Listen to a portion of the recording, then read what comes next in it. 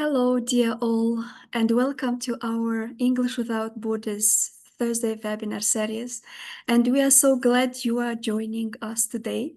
And let me introduce our best speaker, Mitchell Bradford, who is going to talk about the topic Bridging the Gap, integrating culture into English for academic purposes.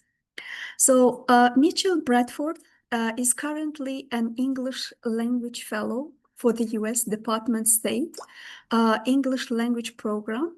Is based in Hangzhou Normal University, where teaches academic writing, training staff, teaches PE courses, and coaches football. Mitchell has taught in the US and China from kindergarten to university. He also helps with teacher training courses held by the Regional English Language Office at the US Embassy in Beijing, in China, and around Asia. Mitchell has published and presented research internationally about EAP, virtual education, and intercultural communication in English and Spanish. He is partaking in TESOL doctoral studies at the University of St. Andrews and is exploring the challenges of EAP teachers and students at Sino Foreign Institution and teacher professional development. So welcome everyone to this webinar, and thank you so much for joining. Now, Mr. Mitchell, the floor is yours. Thank you so much. Awesome. Thank you so much. All right, let me go ahead and share my screen and everything, and let's get started. Sweet. Cool. So, hi, y'all. So, today's talk is going to be it's titled Culture and EAP. EAP is English for Academic Purposes. It's more, if you guys don't know what EAP is, I'm sure hopefully most of y'all do, but it's pretty much English at the university level, mostly university level, but is meant to help students prepare for their studies in English. So it tends to be more foundational, like maybe first year studies at many universities, and it focuses on a lot of writing, how to write essay, how to do a presentation in English. The think of it as like English, but also like academic skills in English or in the kind of a Western kind of idea, kind of institution. Okay, great. So yeah, it's called Culture and EAP, Bridging the Gap. And so this will come up throughout the chat today. Okay, great. I'm Mitchell. I always forget that part. But cool. So back to a little bit about me. If you guys have Instagram, there's my Instagram, there's my WeChat. If you guys have WeChat, it's a Chinese thing. But yeah, so I'm from Nuremberg, Arkansas, in the south of the US. I am an English language fellow through the U.S. Department of State's English language programs. I'm here at Hangzhou Normal University, teaching some writing, training some teachers, and coaching football, American football, which is great. I'm doing my doctorate at the University of St. Andrews. And there's my email. I'll show my email and contacts again later if you guys want to get in touch with me. A lot of folks have gotten in touch with me on social media and stuff, asking for, oh, if you guys want my slides or anything, you just hit me up with my email or social media stuff. But cool. Now, this is my, I think, sixth time talking this year with English Without Borders. But yeah, when one of the earlier sessions, I talked about, as I have a crying baby in the hallway. Great, love kids. But yeah, I talked earlier sometime this year about intercultural communication with ESL. So a lot of this is going to be kind of similar to that, but then it's going to be more at the university level. So let's check it out. So here's our outline. So we're going to look at what is culture really quick. Then we're going to look at a little bit of cultural differences between differences between cultures, and then we're going to get into how those can impact university lessons, university life. And then we're going to look at kind of three aspects of culture that can influence um, stuff for us, like if we're teaching university. I kind of have this broken down to what the schools are like in the country. Of course, I'm in China, so we're gonna look at that, and then I'll ask you guys about what schools are like in your countries. Then there's a thing about students being kind of shy to speak. We'll look at that some. And then we're gonna look at some L1 transfer and how that can influence. Of course, it's a thing that influences, English teaching at any level, but then we're gonna look at how it can actually influence at the university level with, essay writing or things like that. Great. And then we'll look at some suggestions to kind of overcome these difficulties. All right, now real quick, you guys can unmute yourself or you guys can drop stuff in the group chat. But what is culture? Let's do this for like really quick, maybe a minute or two. Y'all can plug stuff into group chat or stuff like that. So what is culture? Let me think. A lot of people say food. What are some other things? I'm just tossing stuff in the group chat, see if anybody else will toss stuff in. But what's some stuff that's included in culture? Mm, way of life, traditions, say holidays. Yeah, all that little stuff. Cool.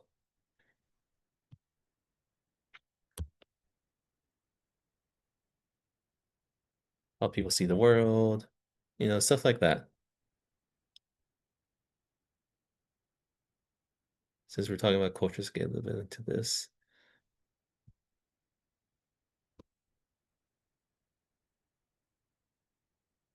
And there's the idea of what is normal. So normal dress, normal food, normal way of, yeah, normal food. But they have normal of like what makes a good student, what makes a good teacher.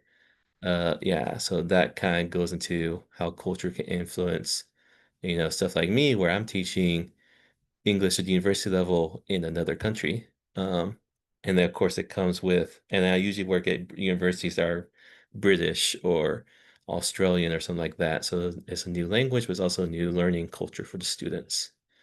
Okay, great. So kind of dive into that. So here's like a little iceberg about culture. If you guys came to my last session about culture, you saw some stuff about this stuff. And so we're getting down to the notions of you know, leadership, the notions of modesty, what makes a good teacher, what makes a good student, attitudes towards, authority that comes to how people will interact with teachers and stuff like that. So a lot of this stuff comes into play at the, EAP level. Okay, great. Now, we looked at this in the last kind of thing I talked to you guys about. So the East meets West. Pretty much what it was is this lady here, Yang Lu. She was born in China, grew up partially in China. She moved to Germany when she was a teenager.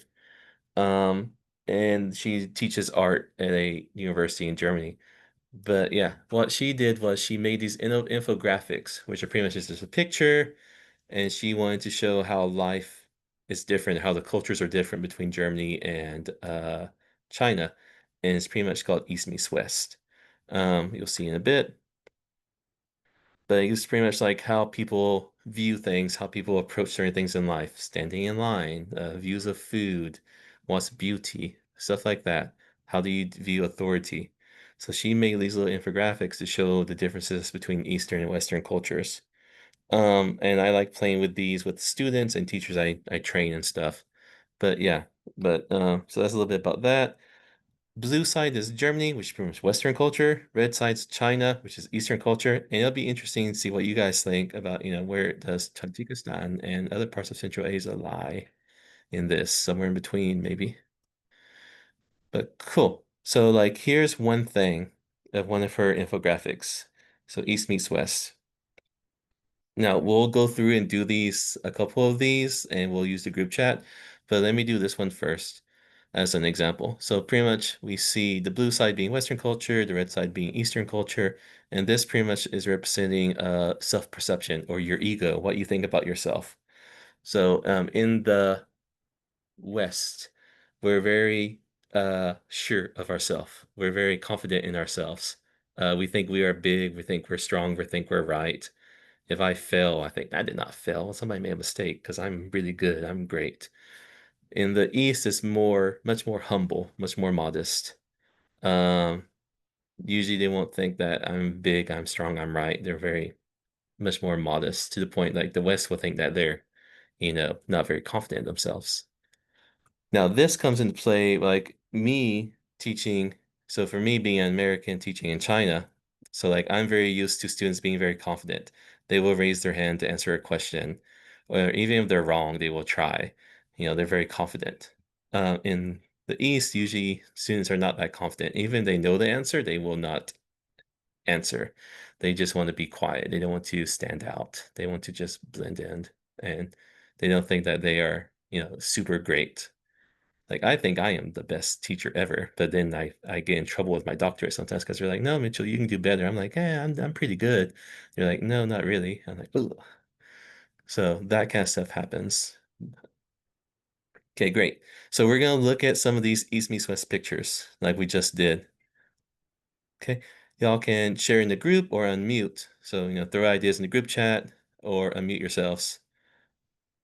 Um, what you think it kind of represents, a little bit about that, but more of how can this impact, university classes for us or, EAP classes in general.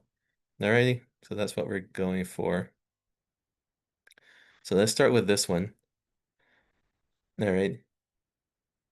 So what we think we got here.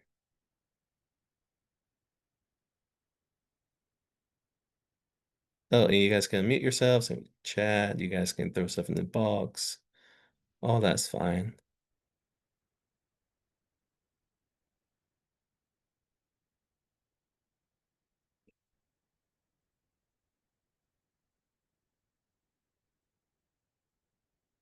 Cool. Yeah, Gnora's right. So we have a couple things going on. We have a little bit of individualism, so independent, very independent minded versus interdependent, as well as, individualism versus collectivism. Okay, great. So that's what this kind of represents, the lifestyle, how people view themselves, how they are in society, typically, not always, between, Western cultures, Eastern cultures. Now, how can that influence like our classes? Like if, me in the US teaching in China, what do I have to adapt to? Or, what the students will have to adapt to with me? Stuff like that. Let's go both ways with this.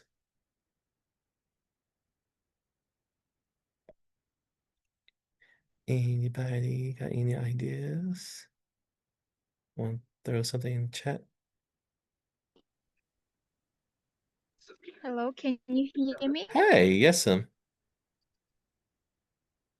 I want to share about these two pictures, compare them as East and West, and I want to say that maybe the West one shows like how people are independent, and they also it shows how they are busy, and they mostly have how to say alone life. But in East, people have a lot of how to say, they go to each other houses a lot, they visit each other a lot, they collaborate and communicate a lot more than in West. So Yeah. maybe it also represents somehow this side of them, this Right, side of being awesome. in interdependent. Yeah, nice. Some good answers. Yeah, cool. So awesome. Sweet. So let's talk about that a little bit. So yeah, definitely more in the West, very independent. I do stuff by myself. I don't rely on other people. In the East, more, people are more of a group. So this is quite interesting. In Yeah. China, for example, they usually students are grouped together for all their classes, all the same, let's say 20 students. All of them have English together, all of them have math together, all of them have PE together, all that stuff together. The teachers switch classrooms usually, which Hmm. for me being in the West, I'm like, what is going on? Like usually the kids switch classes and then you might have different students in different classes starting in elementary school and then definitely in high school and even in university. But even some universities in China are still have the idea of the students stay together. It's called a ban, ban, like one ban. And a ban is like a group of students and they have most of the classes Hmm. together even at university, which I was just that's really crazy for me. Um, Now with this, how this can influence like, my like classes for me here. Usually what you'll see is like students will kind of work together a lot, and then this gets in the point where they get a little bit in trouble with like kind of working together too much, and it kind of gets to where they share a little bit too many answers. So that kind of is a problem sometimes. Now, also you will see like they will kind of, yeah, there's kind of an idea that you don't want to stick out. You Um, want to you want to all kind of Hello. be together. Yeah, go ahead, Fons. So hello, my name is Farzona, Fons for short, but most of the people they call me Fons. First of all, Yeah. just I would like to say one thing that I'm really it's really nice to meet you yesterday. Like just like I wrote you that I will be in. About like Chinese people, I teach Chinese people online. So what I want to Mm, say, like you mentioned, yes, you mentioned that like yes, mostly in China, generally, if you see, they are very hard working people. And uh-huh. I see in their lifestyle mostly collectivism than individualism. Yes. They are just like together, just like working, they are very like one strong team.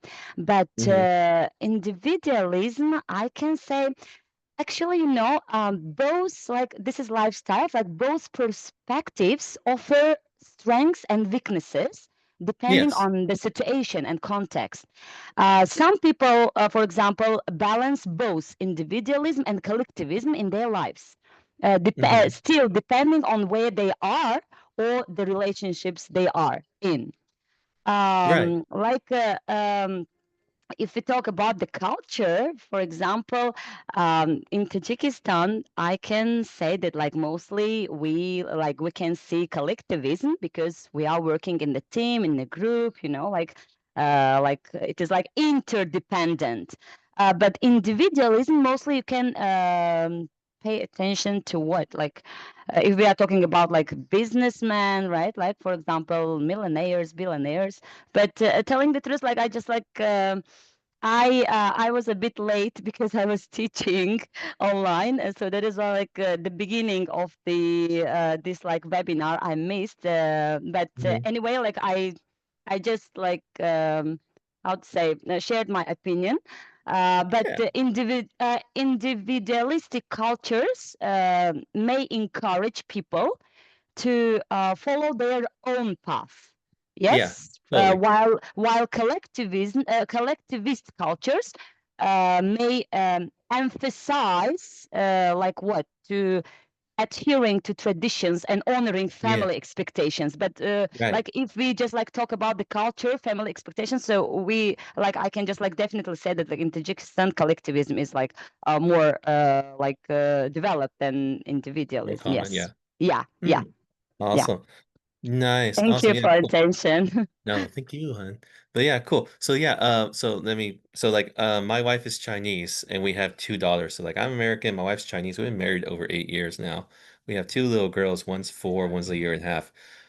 Wow. Both my wife's parents live with us in the US, and I'm like, okay, when are your parents going back home? Like, we don't need them to help us, like, right? Like the one girl's gonna go to school, the other kid's okay. Why do we need your parents here? They're very collectivist, like, no, my parents will stay here with us. Like the whole everybody lives together in the whole village. And then also we have one of our nephews, one of my wife's older brother's son also lives with us now. So I have 5, 6, is it 6? I think it's like 6 Chinese people living with me now. And it is me. Yeah. And I'm very like I want to be individualist. I want, everybody have their own house and then, we don't do all this together. But anyway, so stuff with our classes, like, at the university level with EAP, here's some stuff. One thing that lots of people will tell me is like, oh, they will work together. No, not really. I do this with the students. Like I ask my students to think about this, and my students like, oh, this is why Chinese people are so good at basketball. I'm like, you're really not. Look at the gold medals. The gold medals usually go to the US. And then who else is really good? Spain, Canada, you know? Yeah. So it's not necessarily like that. Sometimes they work in groups, but then also they want to be very quiet. So it's not quite like that. It's more like students might struggle being autonomous. Like you have to work by yourself. They will usually struggle with that. They might try to fit in. I think Fawn's kind of talked about that. You want to fit in, you don't want to stick out. Um, you don't want to get too much attention drawn to yourself. There's an idea that the nail that sticks out gets hammered. This is kind of a Japanese kind of saying, but it also is like, in China. But then in China, there's kind of like the the chicken that sticks his head out of the cage gets his head cut off. So like you want to stay together. like that kind of thing. Versus, the West is very, be your own person, be independent, don't be like the other people. It's okay to, if you're better than everybody else, you're better than everybody else, sucks for them. But in the East, they definitely want to keep harmony amongst the group. So if a student makes a really high grade and everybody else fails, they won't tell the class that I made a high grade. They don't show off because then that might upset the group. So stuff like that. Oh yeah, don't want to be seen as a show off. So that's quite prominent here. Okay, great. Now one more. This is authority. So y'all can throw stuff in the group chat. We can throw, you guys can unmute yourself. What do we think we see here about, authority? I think technically this is labeled as the boss in Yang Lu's like, in her book. But then technically it's also pretty much authority. So it could be the boss, it could be the teacher, stuff like that. What do we think? And of course, blue is the west, red is east. This is quite true. And it has changed over time, especially in the last, 20 years, 30 years, especially in the US. Anybody got some ideas? I'm on my phone because I keep checking time to make sure I'm doing okay. Can I Yeah, can go I ahead, just Franz. like so like red is east and blue is west, right? Yes, ma'am. Okay, yeah, okay. Authority. Okay, so like in the red, I see that like the group of people, so which means like this is mostly collectivism, right? And there is one not leader but the boss, and he's the authority. He's controlling the whole group, right? Even Mhm. though, yeah, but in the vest, I see in the blue color. So like among people, there is not boss, there is the leader. It's just my Yeah, right, opinion. that Like kind of there is a idea. leader, not boss. Because telling the truth, like I have been so I have been teaching English since I was 13, and like I have seen lots of people in my life, and I worked with lots of foreigners. And what I want to say, like about like this kind of authority, like boss and leader, I would choose like leader. Why? Because leader, this is the person who will not control the whole group, so who will be Right. among them. So as I see in the, for example, in the book blue color, so like this man who is standing in the white, so he's a leader, yeah, and he's Yes. among other group. But in that he's a kind of dictator. So he's like authorized. He's like number one. He's like his words are like like. Um, Noble, like saint. But in the West one, like there is like collaboration, there is like among people, yes, the leader. And I guess like yeah, I think this is Yeah, that's just my opinion. totally. Yeah. Nice. Yeah, And I boss and saw, leader like this one. yes, ma'am. Nice. And I also saw in the group chats that people were talking about student-centered, teacher-centered kind of approach. So pretty much here's like some notes that I have for this. So I've taught high school and college in the US as well as China. Um, and I threw a little bit Guatemala there. But yeah, so things with the East. Students will expect to be told what to do. Pretty much the teacher is seen as like the source of knowledge. And once again, you have problems like they're not used to figuring out stuff on their own. Or they're not used to teachers being or no, sorry, students may expect teachers to know everything. Like in the East is very the teacher's the source of knowledge, or the book is. But then, in the West, we want to be more like you find your own knowledge, you figure out by yourself, and education is like you come to understand stuff by yourself and not just me tell you what to think. I want you to think for yourself. So in the West, we kind of more teach you how to think, how to research versus what to think. Um, and so yeah, they tend to expect, everything from teacher, they tend to expect, one answer for each question, stuff like that.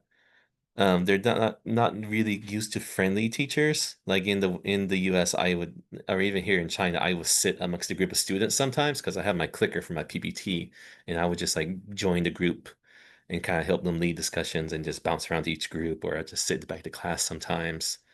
But in the East, they're definitely used to the teacher being at the front. Some places have podiums. I hate podiums. a lot of classrooms will have stages for the teacher to stand on, and I hate that. I hate like don't even look at me, you know. Sure, I'm the teacher, but like don't look at me, or you don't have to look at me, and that's not the point. Stuff like that. Some people will scare a lot of students in the East are kind of scared of teachers just because teachers very if you ask a question or if you don't understand something, they think that you're not paying attention or they think that you're stupid. And then of course they have so many people they can't give you attention because they can't there's no way to help the struggling students because we have to worry about the top students because there are so many people here. So then a lot of people are scared of teachers.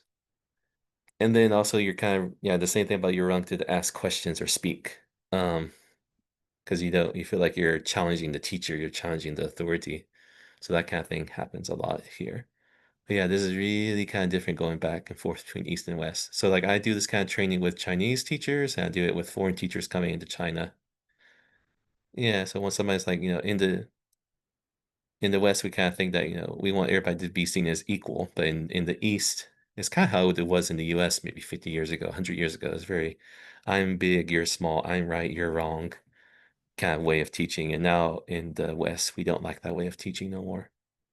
But yeah, it's kind of different. But can I just like say my Yeah, go idea for it. about this one? Oh, no, no, no. Like, can you go back? Yeah, about this one, like maybe if you compare the Eastern and Western culture, yes, about this authority and all the stuff what I mentioned here about the students. Nowadays, I see, for example, in our Tajikistan in country that so before it was like students expected, yes, to be told what to do, yes. But nowadays, believe me, they are just like becoming leader themselves, and they, how to say, they are just like open-minded, and they are saying what they want themselves. They are not Right. waiting for the teachers. For example, I know the students, I'm teaching such kind of students that they say that like, we are not expecting teachers to know everything. So because no one is perfect, not teachers, not professors, not students. So that is why, like, even though the teachers don't know, we are just like continue learning by ourselves. So that's why, like, I see that like now it is changing. It's not as before. I mean, like our community right now. Mm, And also they like they don't care right now like about like teachers can be friendly or not. So the most important part for them like their knowledge, but not to know everything, but generally, so their knowledge. They just nowadays teenagers are so smart because we live in 21st century that nowadays generation it's completely different. They are digital generation, I can call them.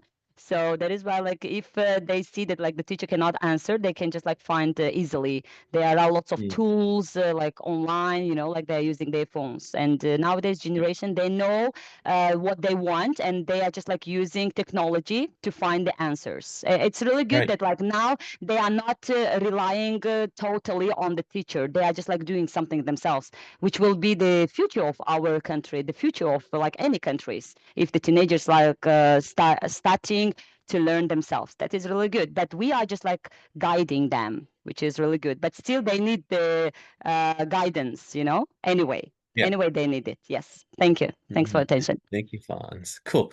All right, let's see. Okay, so this is where we kind of are gonna break into like those three kind of topics about schooling, um, being kind of shy to speak, and L1 interference, and then look at how that kind of go with the university level stuff.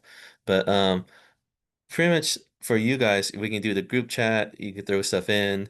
You can use, the group chat. You can unmute yourselves. But why is school like traditional school, public school, whatever you call it, for most students in your context? Um, so what's school like for you guys? So like I went to school in the US, but then I've been working in China for years, and I've worked at schools here and I've worked at university here. But yeah, well, let's talk about y'all first. What's school like for y'all in y'all's context? Like how many students per class?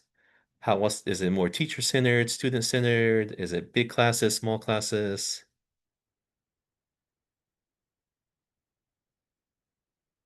Oh, do you have to wear uniforms? Ugh. So like in the US, no uniforms, usually a max class of like 20 students. Very student centered, very we kind of can research our own stuff. And so it's quite cool. And you can choose your own classes at a certain point. So I took all the college classes where my brother took all the like welding and electrical classes, which now looking back, I'm like, I should have took that. Anybody? Man, I was really looking forward to learning about what school's like in Tajikistan or whatever. Um, Cool. I see. Yeah, go for it, Sadberg. yeah, I want to say one thing about our traditional high schools, like public schools.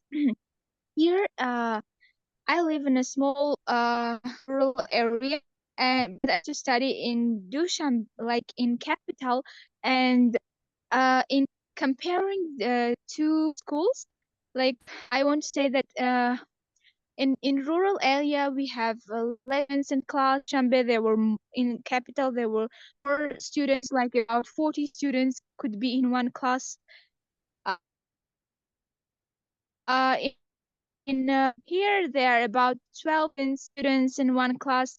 One thing that I hated and I used to hate and students hate about our schools is much attention is paid to uniform discipline needs, but less to the, I would say, to the improvement of the students. Yeah, like Mm. they pay the schools pay much attention to the way the students are worn, to their hairstyle, do Ah, they have yes. makeup or not, you know? Yeah, Yeah, they do it's that in China something that too. students, Yes. Yes. In some places yeah. in the US, they kind of worry about that, but now it's become less in the US, and it's still kind of a thing in China now where the girls can't really wear makeup to school. If you have curly hair, some places make you have a come with a doctor's note to say that your hair is naturally curly, because they don't want people coming with like styled hair Mhm. because they think it's a distraction. Which would be fun with my daughters because my daughters have curly hair because of me. Their mom is Chinese, her hair is quite straight. All right, sweet. Let's look at public school in China. This is not a picture I took, but yeah, this is pretty much what lots of schools look like, especially around high school time. So this is about 120 something students in a classroom. My wife had about me this many students in her high school when she was a student, and it's just books, it's just text, exam prep. That's it. That's all high school is usually. It's really fun talking to students here in China at university and asking, "Oh, what did you guys learn in high school?" They would just say the Gaokao, which is the college exam, the entrance exam for college here. And that's it. They don't say they learn anything else. Like me, I dissected a shark. I learned Spanish and Russian and I think a little French. My brother learned how to, carve wood and do welding in high school. And some students learn nursing stuff in high school in the US. Here, no, it's just exam prep. This is one of my students' classrooms. So some classes are a little bit smaller. This one's got, what, maybe 30, 40 students.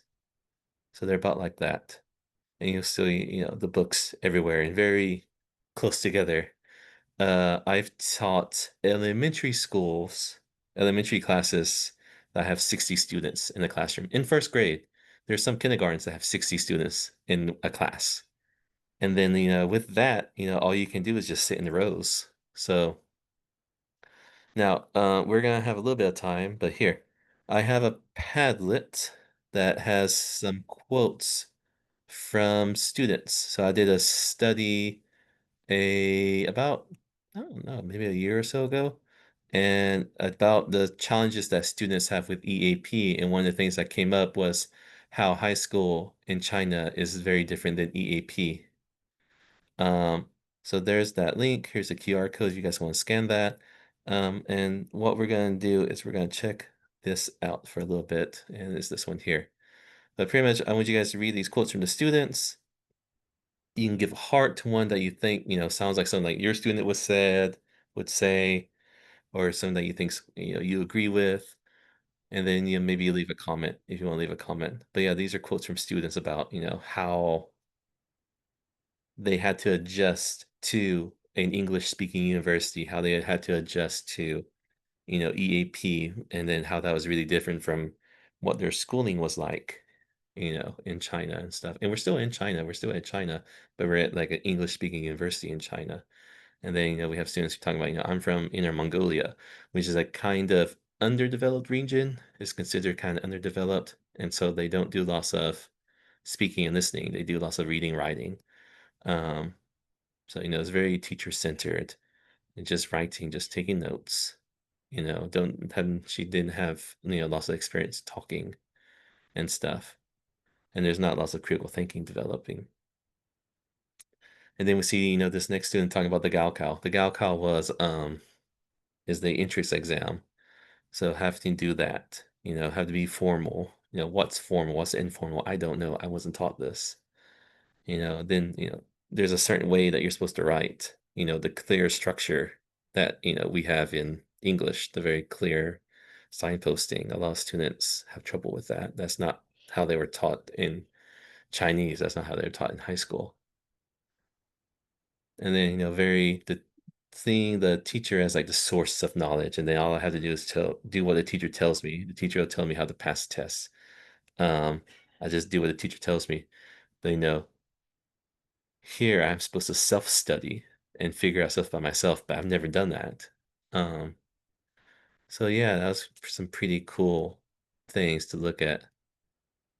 All right, I think we're gonna skip ahead a little bit because we're gonna run out of time. I'm worried about time. But cool. I thought that'd become something kind of cool to look at. And yeah. All right. All right. There's the quotes from the students. If you guys want these, some of this is actually already published. I published some of this actually. But cool. So school in China, what's it like? And then, you guys, we talked about what school is like for y'all. Y'all use the chat box. So pretty much school in China is very exam prep, just test, test, test. Very teacher-centered. There's not a lot of autonomy. You have maybe at least 40 students in a class, sometimes up to 120. Okay, like this picture here. I have not had that many. I've had 60, like 61 in the elementary school. There's not going to be a lot of group work, pair work. There's not going to be lots of activities. There's not going to be lots of running around doing fun games and stuff. There's no room. There's no room. You can't do a running dictation or a jigsaw puzzle reading kind of activity in a class like that. There's just no way. English classes usually lots of grammar, lots of translating, especially. And a lot of places, like one that student said, that sometimes we don't have a foreign teacher, we don't have a native accent, and if you want to fall into that loophole, that rabbit hole. But yeah, and then you go to some universities where I work, where all of your teachers are foreigners, all your teachers are from the US, UK, Australia, and then students have to get used to the accents and everything. So yeah, it's quite a challenge for them. Okay, great. Now, yeah, we might skip this one. Where are some students forgetting to speak? I think we know this. Skip, skip, skip, skip, skip. Skip, skip, skip, skip.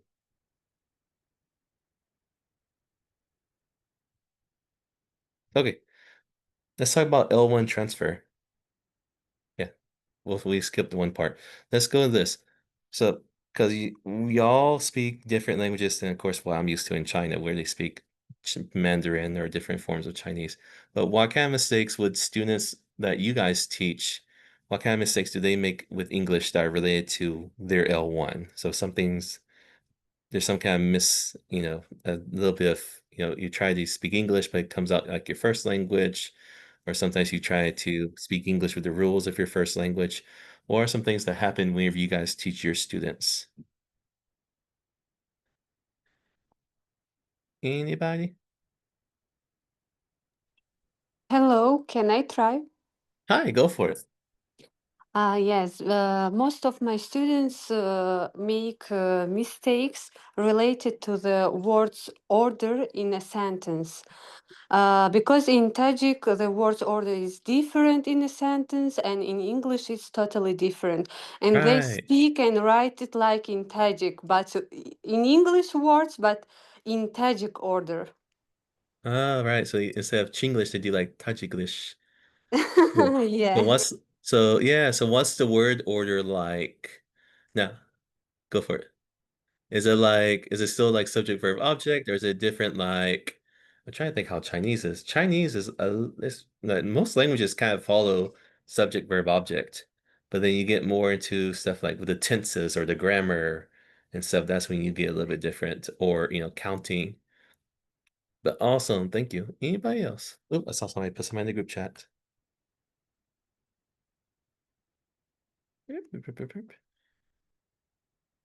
Intonation. Oh yeah, the stress is a good one. Right. Okay, cool. Oh, another group chat.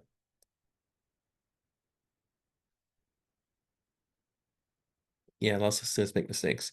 So here are some fun ones with Chinese. So here's the little Padlet that if you guys want to check out the quotes, but I'm gonna pull them up here as well.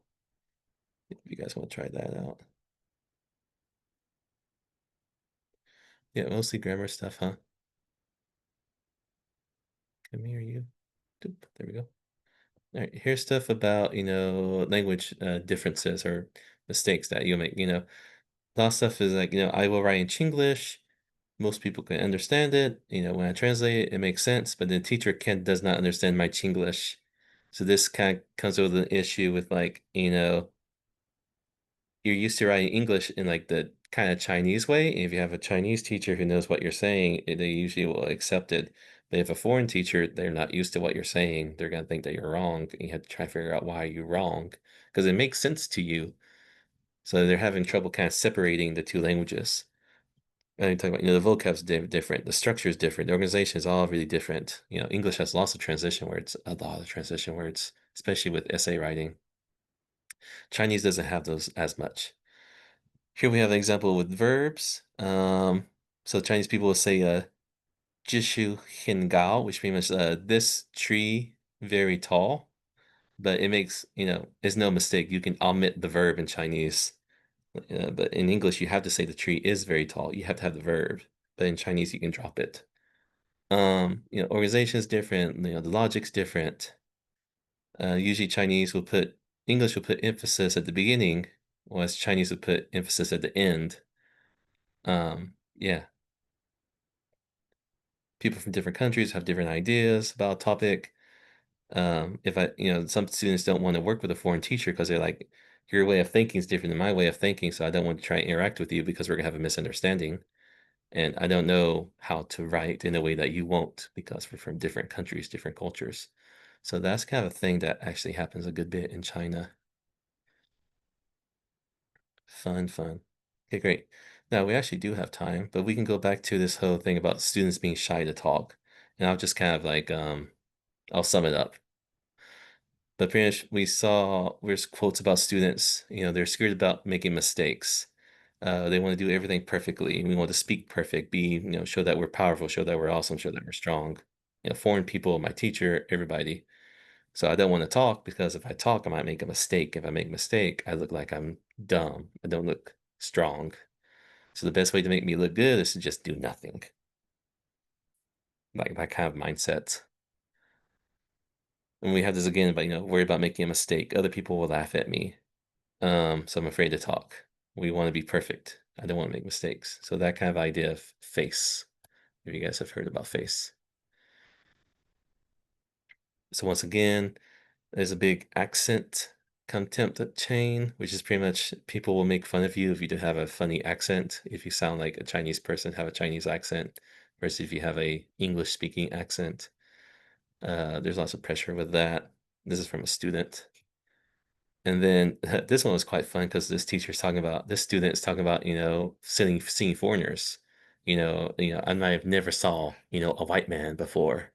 Some students might be afraid of talking to the white man or, the black man or whoever.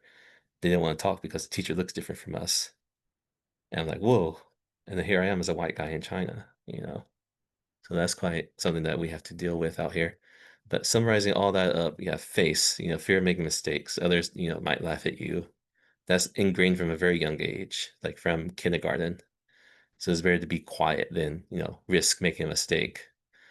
Previous education system. So there's an idea of like, everybody else is quiet, I should be too. And then the big classrooms that we just saw, there's usually no time for questions. And if you do ask questions, it usually makes you look like you're dumb or that you're challenging the teacher. If you try to like tell your teacher, I don't understand, can you explain this more? And it makes you makes it look like where you think the teacher did not explain it well enough. So you're challenging the teacher. Um, so they don't ask questions usually. A lot of times they won't. And in a lot of places I've never seen a foreigner. Different cultures might have different ways of thinking that can lead to problems. At least people not wanting to talk with you and stuff. And some people won't. I've been to like stores and I try to buy stuff and people won't talk to me. They're just like, they'll get a calculator and show how much I should pay, but they don't want to talk to me. I'm just like, dude, I speak the language. So is that a little bit racist? Maybe. There's some fun research with that. But that's some cool stuff too. Some interesting things that go on out here. Okay, cool. So here is now we're going back to the whole, influence of the English being impacted by the first language. Oh, here we go. So yeah, we're skipping around a little bit too much, but yeah. So organization, very different. Chinese writing is usually more indirect. If you guys have read Confucius, or even if you read like little fortune cookies, is always kind of mystic. It's like a riddle, because it's more of up to the reader to interpret what is the meaning versus the writer to make it clear. So stuff like that. There's differences with paragraphs. Vocabulary, some words have different meanings. That goes both ways. We'll see that later. Grammar, there's no tenses in Chinese. The word order is different. You can omit certain things, like verbs. Influence of the Gaokao, which is the entrance exam. All kinds of stuff like this. Okay, great. Now here's a kind of an issue that I have an example of, like, here's a English problem that happened because of Chinese. So one student came to my office and was working with the guy who I share office with, who was new to China, so he did not know Chinese. But she said people open their air conditioners, which causes pollution. And my office mate was so confused. The girl was confused why he was confused. But then I knew I'd been in China for a couple years and knew Chinese a good bit, so I knew what she was trying to say. But pretty much, people open their air conditioners, which causes pollution, was something that she was writing about. And yeah, what did she mean? Anybody have a guess? People open their ACs and it causes pollution. It's like turn on, Yeah, turn on. Beautiful. turn on. Beautiful. So she meant turn on. Okay, great. Now, why did she say open? Now here, I'll give you this one. So open in Chinese, to say turn on the AC is kai kong tiao. Now, kai is the verb. Kai can mean open. So kong tiao is your AC. Kai means open. Okay, but kai can also mean open the door, kai men, drive a car, kai che, turn on the lights, kai deng, start, like start something, start a car or start a game, kai shi, or start a race. And also happy, kai xing. So what you see here is the thing where one word in Chinese can mean 5 different things in English. Open the door, turn on the AC, drive a car, start, happy, all that stuff. So that's where lots of students that I work with have trouble. And then because I know Chinese, I can kind of scaffold and help them out. So this is where I go with, like, if you guys don't know the language of your students, it's probably useful to learn some of it because it'll help you kind of predict the problems that they will have. You can come in, but you gotta be quiet. All right, shut the door. All right, my daughter came in. All right, no, hey, lock it. Now, let's discuss some suggestions. So with the issues that we talked about with EAP caused by cultural differences, which were pretty much the students' previous schooling, why they're shy to speak, then linguistic differences, what can help us overcome these? What can we do? Let's talk about this for about a couple minutes. You guys can use the group chat or unmute yourselves. And then we're about ready to wrap up. You want to come up here? All right, come here.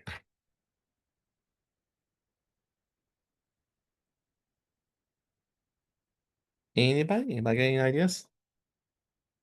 Come here, kid. This is May May. She's a girl. Her mama cut her hair recently, but yeah.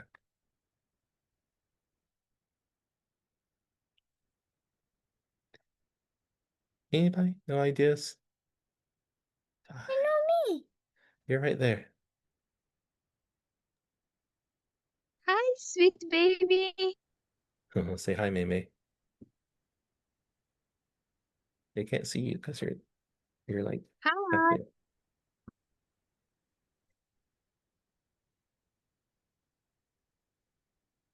Let me turn So, and get like yeah, go for it. Mr. Mitchell, the question is like, the question was, can you please repeat the question? Like, Cool. So what we talked about earlier about, how to help students. shy students? Yeah, but it can also be like students in your context as well. So like what can we do to help students overcome, differences with that kind of stuff? Or like, if students have trouble with first language stuff or with, being shy to talk about, or there's differences with their schooling, what can we do to help out? How can we help them? Oh, I see people doing all kinds Okay, of stuff it in the group chat. depends on the aspect that we want to help students to get improved. If it's about being shy, for example, we should motivate them somehow to speak. We should appraise them. We should, let's say, put them in a group mostly where they can share, first share, then pair, then share. Yeah, Uh, nice. yeah. Beautiful. All right. I see I'm gonna mispronounce it. Mahari? Yes, Anybody? Mary. Yes, ma'am. Okay. In our community, in our context, that majority of the teachers, they're using traditional methods a lot, and they like to correct the mistake so much. And if we are always to correct students during the speaking, stop them and to correct them, they became shy and they think that we have mistake and we are not speaking. For this reason, we can motivate them. We can give them speech, and then sometimes we can correct them, but not always the time. Uh, and for this reason, for motivation, for group them, they will be open and their speak will be developed. Yeah, awesome. So definitely how you give feedback, and you don't want to just, say every time they make a mistake, stop them. All right, awesome. I see that we're about out of time. Let me speed up a bit. So here's some ideas I have. First, understanding and patient. There's some good stuff like that in the group chat. Try and understand where your students are coming from. Be patient with them. For one thing, so I do a lot of this with teachers from the US or UK or South Africa or wherever coming into China. And I have to tell them, don't expect them to be the same as in the West or where you're from or where you've taught before. Then, each student, each country, each culture is going to be a little bit different. So you want to try to don't expect them to be the same as where you've taught before. And learn about them and try to adapt to them a little bit and be understanding of all that. Don't expect students to know certain things. So like citing and referencing and let's do like I don't know plagiarism and stuff like that, academic skills and stuff. So a lot of that's not taught in some schools. We kind of do some of that in the U.S. in school, but lots of places don't.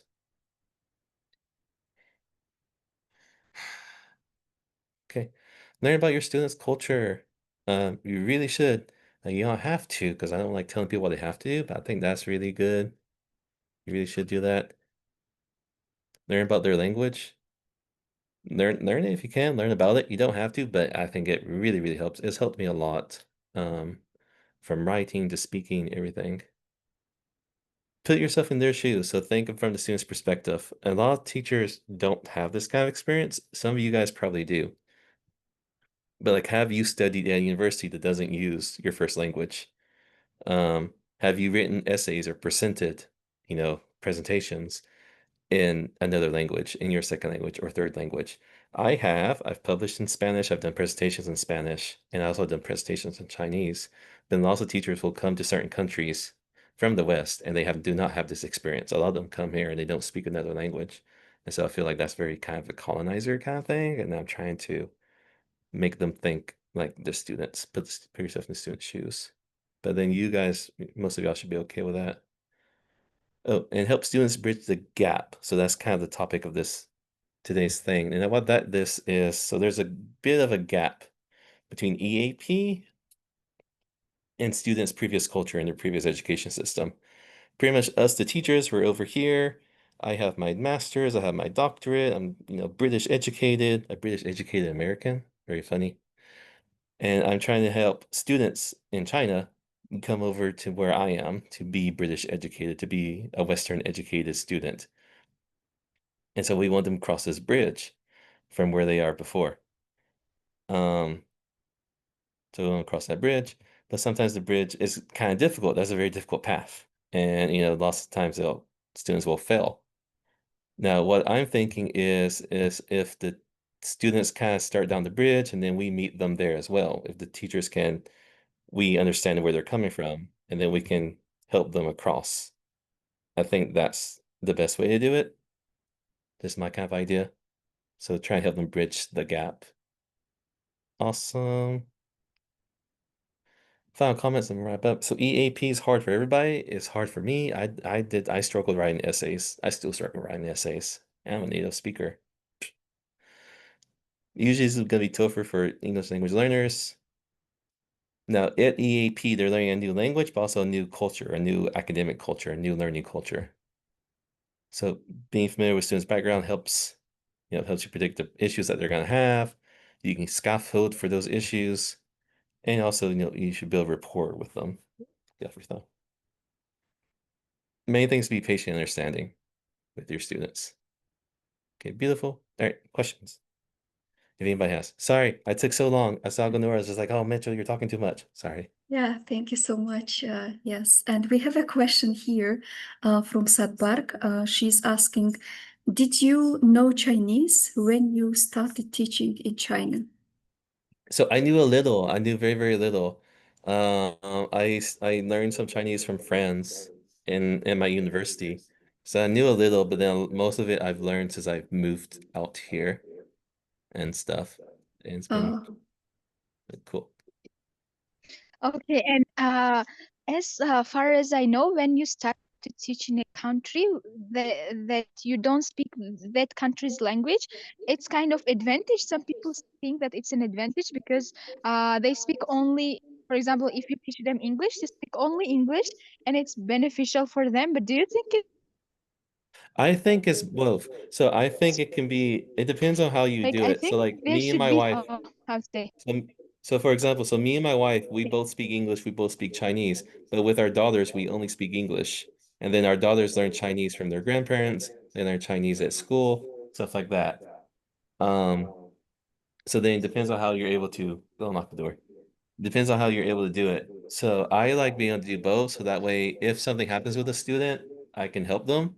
So like if they make a mistake with their English, I can help them understand, like, okay, I know this is how you do it in Chinese, but this is how we do it in English. You want to come here? My other one. Come here. My other daughter. She's also bald-headed, like a little monk, like a little nun. They do that in China. But yeah, you gotta get under the wire. But yeah. So does that help? So here are my two. Okay, Wait, thank you. where are those relatives? they've left. My Who are wife living and with both you? grandparents are here somewhere, but they're not taking care of the kids. Cool. Okay. Okay, good. And we have another question from Nuria. She's asking, which challenges did you face in your classes in China?